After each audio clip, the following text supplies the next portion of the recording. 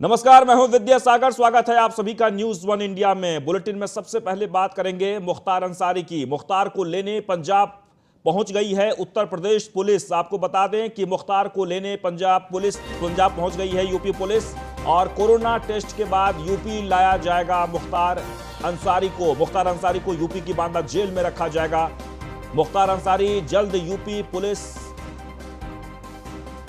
मुख्तार अंसारी को पंजाब के रोपड़ जेल से लेकर यूपी पुलिस रवाना होगी। एक बार आपको फिर से बता दें कि आज पंजाब के मोहाली कोर्ट में एक केस के मामले में पेश किया गया था मुख्तार अंसारी को। तस्वीरों में आप देख सकते हैं मुख्तार अंसारी व्हील चेयर पर बैठकर कोर्ट पहुंचा और उसके बाद मुख्तार अंसारी ने चार्जशीट की कॉपी ली। तस्वीरों में आप देख सकते हैं जिस एम्बुलेंस से मुख्तार अंसारी रोपड़ जेल से मोहाली कोर्ट में पेश होने के लिए रवाना हुए, ये उत्तर प्रदेश का नंबर है, यानी उत्तर प्रदेश की एम्बुलेंस है। यानी कुल मिलाकर आप कह सकते हैं कि उत्तर प्रदेश पुलिस पहुंच चुकी है पंजाब, और कभी भी मुख्तार अंसारी को लेकर वहां से उत्तर प्रदेश पुलिस रवाना हो सकती है। तैयारी पूरी हो गई है। कोरोना टेस्ट के बाद मुख्तार अंसारी को रवाना किया जा सकता है। सुप्रीम कोर्ट के निर्देश के बाद 2 सप्ताह के भीतर पंजाब सरकार को यह निर्देश दिया गया था कि उत्तर प्रदेश को सौंपा जाए, और ऐसे में मुख्तार अंसारी को बहुत ही जल्द उत्तर प्रदेश पुलिस पंजाब से उत्तर प्रदेश लेकर आएगी। 3 तस्वीर हम आपको दिखा रहे हैं अपने टेलीविजन स्क्रीन पर।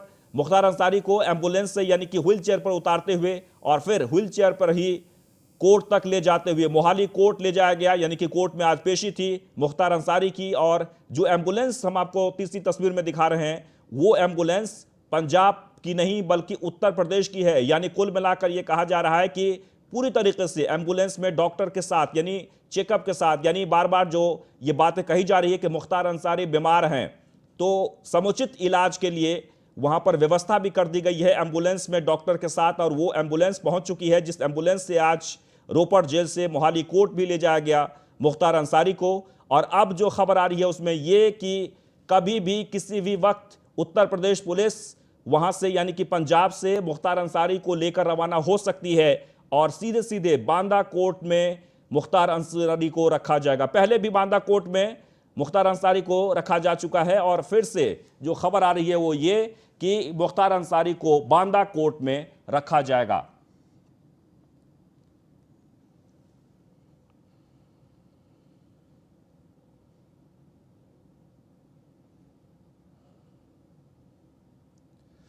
वहीं गाजीपुर में माफिया मुख्तार अंसारी पर 5 मुकदमे चल रहे हैं, और पूरे प्रदेश की बात करें तो 45 मुकदमे ट्रायल पर है, यानी अंडर ट्रायल पर है। वहीं गाजीपुर एसपी डॉक्टर ओम प्रकाश सिंह ने क्या कुछ कहा इस मामले में, जरा सुनिए।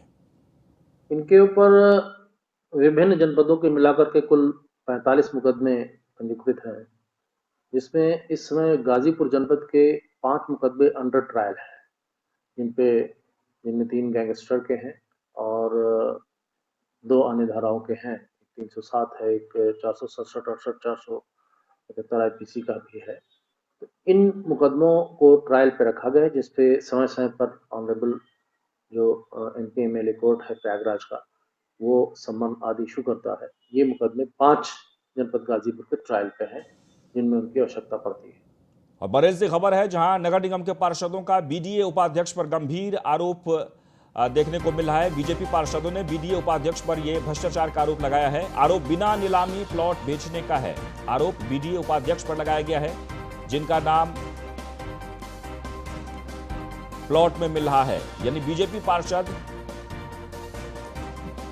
शिकायत करने पहुंचे तो कमिश्नर ने मिलने से भी इनकार कर दिया। नाराज पार्षद कार्रवाई की मांग को लेकर गेट पर ही धरने पर बैठ गए। बीजेपी पार्षदों ने आरोपियों के खिलाफ कार्रवाई की मांग की है। तो बीजेपी पार्षदों ने आरोपियों के खिलाफ कार्रवाई की मांग की है। आपको बता दें कि बरेली से खबर है जहां पर पार्षदों का बीडीए उपाध्यक्ष पर गंभीर आरोप है। बीजेपी पार्षदों ने बीडीए उपाध्यक्ष पर भ्रष्टाचार का आरोप लगाया है। बिना नीलामी प्लॉट बेचने का आरोप बीडीए उपाध्यक्ष पर लगाया गया है। और इस मामले में जब कमिश्नर से मुलाकात करने की कोशिश की बीजेपी के पार्षदों ने, तो कमिश्नर ने मिलने से इनकार कर दिया, जिसके बाद बीजेपी पार्षदों ने गेट पे ही धरना पर बैठ गए। तस्वीरों में आप देख सकते हैं, बीजेपी पार्षदों का कहना है कि बिना नीलामी के ही जमीन को बेच दिया गया है। बीडीए उपाध्यक्ष पर भ्रष्टाचार का आरोप लगाया गया है। बिना नीलामी प्लॉट बेचने का आरोप बीडीए उपाध्यक्ष ने लगाया है। जिनका नाम आया था उनको प्लॉट नहीं दिया गया है और जिनका नाम नहीं है उसके हाथ से प्लॉट बेच दिया गया है। और इस मामले में नाराज पार्षदों ने कार्रवाई की मांग की है और कार्रवाई को लेकर कमिश्नर कार्यालय के गेट पर धरना पर बैठ गए।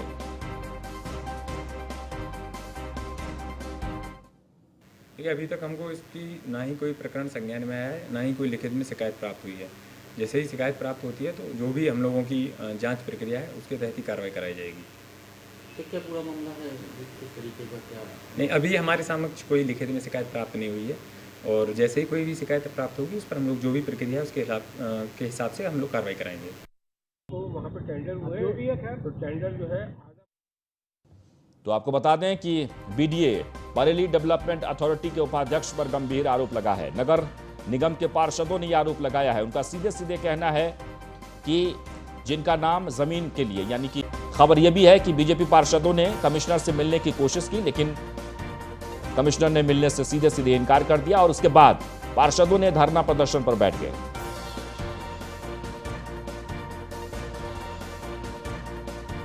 कासिफ मम्मा क्या मामला है, पार्षद एवं सदस्य बरेली विकास प्राधिकरण बरेली।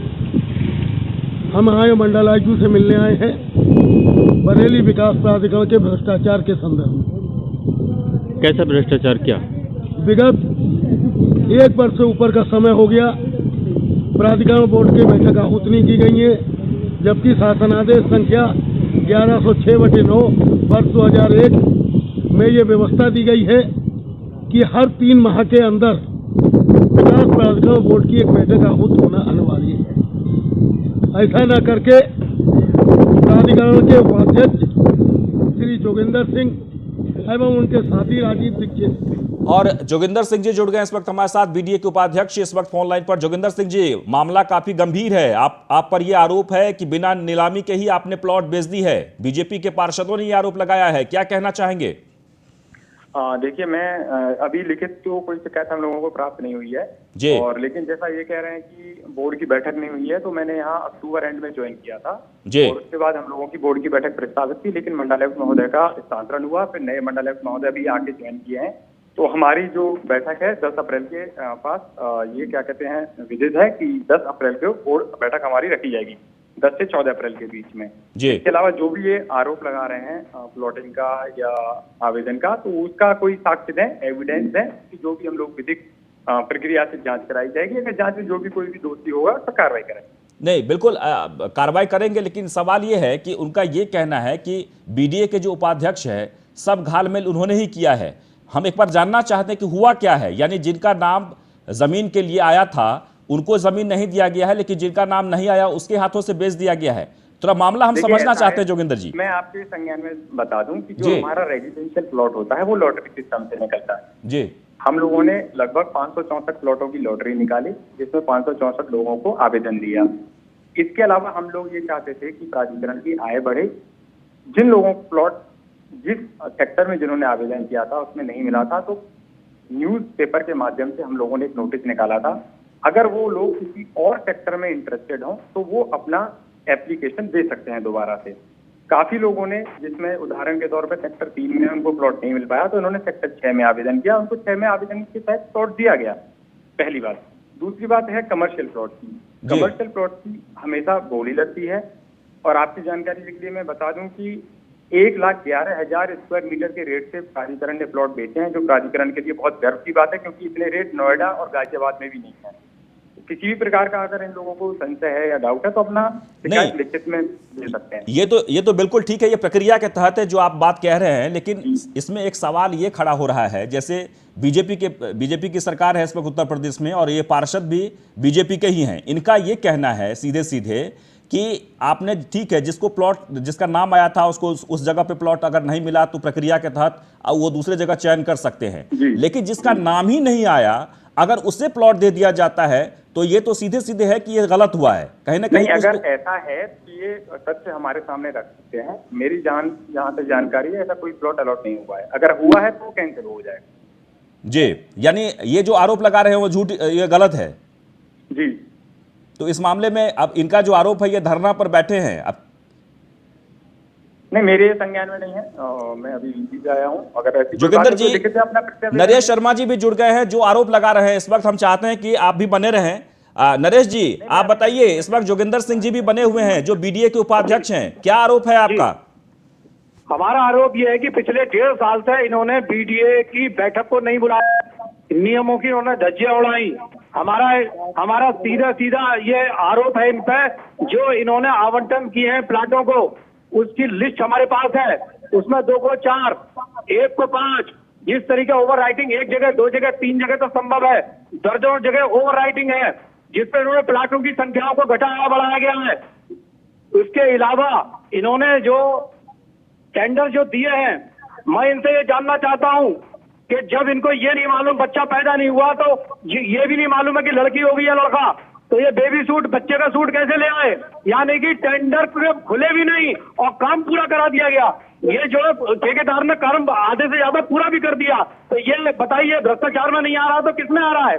फिर दूसरी बात, जो भी चीज होती है, मान लीजिए इन्होंने प्रक्रिया अपनाई, उसमें बरेली के जो बोर्ड के मेंबर हैं उनको बुलाया जाता है, उनको आमंत्रित किया जाता है, उनके सामने लॉटरी सिस्टम को किया जाता है। इन्होंने किस मेंबर को बुलाया? कौन सी बैठक में इन्होंने हमको लेटर लिख करके बुलाया? सारा चीज ये खुद ही कर लेते हैं। नरेश जी अब सुन लीजिए, भ्रष्टाचार में जो लिप्त है, इसीलिए हम यहाँ पे आप जवाब सुन लीजिए। जो हमारे इसके बोर्ड के अध्यक्ष भी कहलाते हैं, उनके समक्ष हम यहाँ पे सारे लोग प्रस्तुत हैं। और ऐसा है, 2 काम जो ये बता रहे हैं वो इमरजेंसी मोड के तहत अथॉरिटी ने कराए थे। अथॉरिटी को ये अधिकार है डीसीओ प्रोसेस के थ्रू, वर्क ऑर्डर के थ्रू डायरेक्ट कार्य कराने का। एक मजार का इशू था, वहां पर हम लोगों ने अथॉरिटी की जमीन खाली कराई थी और वहां पर मार्केट बनाई है। उस स्थिति में इमरजेंसी थी, पुलिस से पत्र भी प्राप्त हुआ था। जो ये आरोप लगा रहे हैं अपना श्रीमान जी, एक मेडिकल प्राधिकरण में दे सकते हैं। चलिए हम उम्मीद यही करते हैं, जोगिंदर सिंह जी, हम उम्मीद यही करते हैं कि जिस तरीके से वहां के जो पार्षद हैं वो आरोप लगा रहे हैं, आप लोग बैठ के इस मामले में सही जो जानकारी है वो उन्हें दी जाए और इसके बाद अगर वो वाकई में भ्रष्टाचार हुआ है तो संबंधित पदाधिकारी पर कार्रवाई भी हो। चलिए बहुत बहुत शुक्रिया।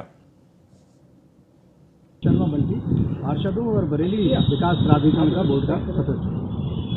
हम काफ़ी कुछ महीनों से बरेली विकास प्राधिकरण में हो रहे भ्रष्टाचार को लेकर के पत्राचार के माध्यम से अपने संगठन को, अपने मंत्री जी को अवगत कराते हैं। लेकिन 2-3 महीने गुजर जाने के बाद भी हमारी कोई सुनवाई नहीं हुई और ना। और अयाज खान इस वक्त हमारे साथ जुड़ गए, हमारे संवाददाता। अयाज, निश्चित तौर पर जो घोटाला वहां पर हुआ है, जिस तरीके से भ्रष्टाचार हुआ है, जो पार्षद कह रहे हैं, ये हम नहीं कह रहे हैं, वहां के जो पार्षद हैं वो सीधे सीधे आरोप लगा रहे हैं, लेकिन बीडीए के उपाध्यक्ष इसे खारिज कर रहे हैं। वो कह रहे हैं कि इस तरह का कोई मामला नहीं हुआ है, जो भी हुआ है वो प्रक्रिया के तहत हुआ है। सच बताइए, हुआ क्या है?